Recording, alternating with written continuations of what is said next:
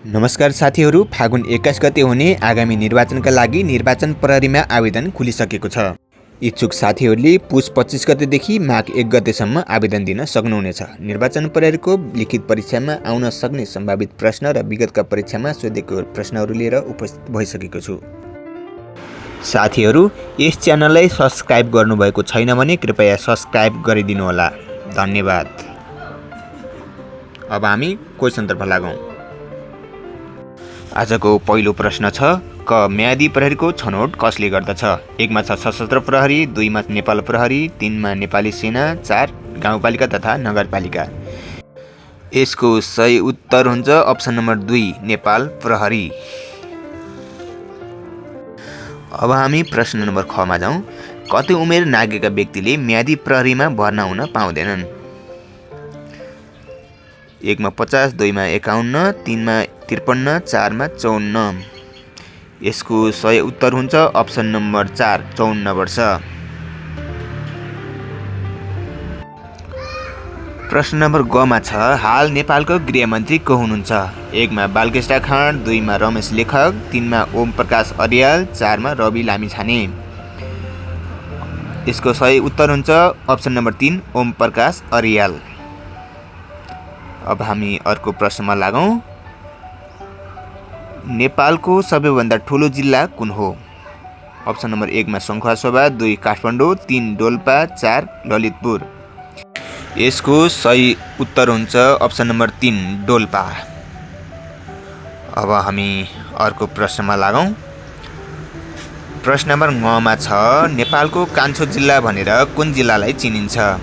नवलपरासी, भक्तपुर, पूर्व रुकुम, चितवन। ल अनुमान लगाउनु साथीहरू। यसको सही उत्तर हुन्छ अप्सन नम्बर 3 पूर्व रुकुम, पूर्वी रुकुम। अब हामी अर्को प्रश्नमा लागौँ। अर्को प्रश्न छ, नेपालको पहिलो राष्ट्रपतिको नाम के हो? अप्सन नम्बर 1 मा डामवरण यादव, विद्यादेवी भण्डारी, गिरिजाप्रसाद कोइराला, बाबुराम भट्टराई। ल साथीहरू, यसको उत्तर कमेन्ट गरौँ त। यसको सही आन्सर हुन्छ option number 1 doctor Ram Baran Yadav. अब हामी अर्को प्रश्नमा जाउँ। निर्वाचन प्रहरीले तलका मध्ये कुन काम गर्नु हुँदैन? चुनाव बहिष्कार, भोट माग्न जाने, जाँडक्सी खाने, माथिका सबै। ल साथीहरू, कमेन्ट गर्नुहोस् होला। यसको सही उत्तर हुन्छ अप्सन नम्बर 4 माथिका सबै। अब हामी अर्को प्रश्नमा जाउँ। प्रश्न नम्बर ज मा छ, विश्वको अग्लो हिमाल सगरमाथा कुन देशमा रहेको छ? 1 मा छ चीन, 2 मा भारत, 3 मा नेपाल, 4 मा बङ्गलादेश। यसको सही उत्तर हुन्छ अप्सन नम्बर 3 नेपाल। अब हामी अर्को प्रश्नमा लागौँ। नेपालको संविधान 2072 कहिले जारी भयो? अप्सन नम्बर 1 मा छ 2072 असोज 1, असोज 2, असोज 3, असोज 4। यसको सही उत्तर हुन्छ अप्सन नम्बर 3 2072 असोज 3 गते। अब हामी अर्को प्रश्नमा जाउँ। नेपाललाई भौगोलिक आधारमा कति भागमा विभाजन गरिएको छ? 1 मा 2, 3, 4, 5। ल साथीहरू, अनुमान लगाउनुहोस् त। कृपया कमेन्ट पनि गर्नुहोला। यसको सही आन्सर हुन्छ अप्सन नम्बर 2 3 भागमा। अब हामी अर्को प्रश्नमा लागौँ। अन्नको भण्डार भनेर नेपालको कुन भूभागलाई चिनिन्छ? हिमाल, पहाड, तराई, भित्री मधेस। यसको सही आन्सर हुन्छ अप्सन नम्बर 3 तराई। तराई चाहिँ हाम्रो अन्न भण्डारको रूपमा पनि चिनिन्छ। अब हामी अर्को प्रश्नतिर लागौँ। अर्को प्रश्न छ, नेपालको सबैभन्दा ठुलो ताल कुन हो? राराताल, तिलिचो ताल, फेवा ताल, सेफोक्सन्डो ताल। यसको सही आन्सर हुन्छ अप्सन नम्बर 1 राराताल। अब हामी अर्को प्रश्नमा लागौँ। प्रश्न नम्बर ड मा छ, नेपालको कुल क्षेत्रफल कति रहेको छ? 1,47,181, 182, 183, 516। यसको सही उत्तर हुन्छ अप्सन नम्बर 4 1,47,516 वर्ग किलोमिटर। अब हामी अर्को प्रश्नमा लागौँ। प्रश्न नम्बर ड मा छ, नेपालमा कतिवटा जिल्लाहरू छन्? 74 वटा, 75 वटा, 76 वटा, 77 वटा। यो त सबैले थाहा भएकै क्वेसन रहेछ। अप्सन नम्बर 4 77वटा सही आन्सर। अब हामी अर्को प्रश्नमा लागौँ। मा छ नेपालमा सबैभन्दा बढी बोलिने भाषा कुन हो? मैथिली, नेपाली, नेवारी, तामाङ। यो त हामी सबैलाई थाहा भएकै कुरो हो।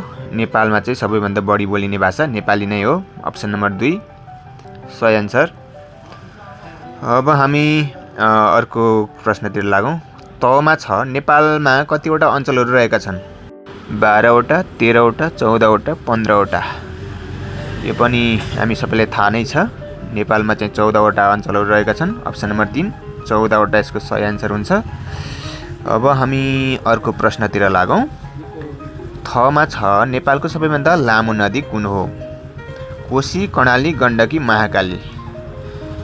यस्तो सजिलो क्वेसन आउँछ है साथीहरू, आत्तिनु पर्दैन। यसको सही आन्सर हुन्छ अप्सन नम्बर 2 कर्णाली। अब हामी अर्को प्रश्नतिर लागौँ। दमा छ विश्वको सर्वोच्च शिखर सगरमाथा कुन जिल्लामा पर्दछ? यो पनि सजिलो प्रश्न। सोलखुम्बु, सङ्खुवासभा, ताप्लेजुङ, रामेछाप। हामी सबैलाई थाहा छ सोलखुम्बु जिल्लामा पर्छ। अब हामी अर्को प्रश्नतिर लागौँ। प्रश्न नम्बर 10 मा छ विषम 2068 को जनगणना अनुसार धेरै जनसङ्ख्या भएको जिल्ला कुन हो? काठमाडौँ, भक्तपुर, ललितपुर, काभ्रेपलाञ्चोक। यसको सही आन्सर अप्सन नम्बर 1 काठमाडौँ। अब हामी अर्को प्रश्नमा लागौँ। 9 मा छ निर्वाचन प्रहरी कस्तो प्रहरी हो? निर्वाचनको समयमा खटिने अस्थायी प्रहरी, निर्वाचनको समयमा खटिने स्थायी प्रहरी, नेपाल आर्मी, सशस्त्र प्रहरी। यसको सही उत्तर हुन्छ अप्सन नम्बर 1 निर्वाचनको समयमा खटिने अस्थायी प्रहरी। अब हामी अर्को प्रश्नमा लागौँ। पमा छ नेपालले विश्वको कति प्रतिशत भूभाग ओगटेको छ? तपाईहरुले यो प्रश्न चाहिँ लोकसेवामा पनि सोध्ने गरेको छ। यसको सही उत्तर हुन्छ अप्सन नम्बर 2 0.03%। यसको सही आन्सर। अब अर्को प्रश्नमा लागौँ। फमा छ क्षेत्रफलको हिसाबले नेपालको सबैभन्दा सानो जिल्ला कुन हो? काठमाडौँ, भक्तपुर, ललितपुर, डोल्पा। डोल्पा त सबैभन्दा ठुलो भइहाल्यो। Option number 2 Bhaktapur. भक्तपुर चाहिँ नेपालको सबैभन्दा सानो जिल्ला हो। अब हामी अर्को प्रश्नमा लागौँ। बमा छ नेपालमा कुन धर्म मान्ने जनसङ्ख्या सबैभन्दा बढिरहेको छ? बौद्ध, क्रिस्चियन, हिन्दू, मुस्लिम। नेपालमा सबभन्दा बढी धर्म मान्ने हिन्दू नै हो। अप्सन नम्बर 3 हिन्दू यसको सही उत्तर।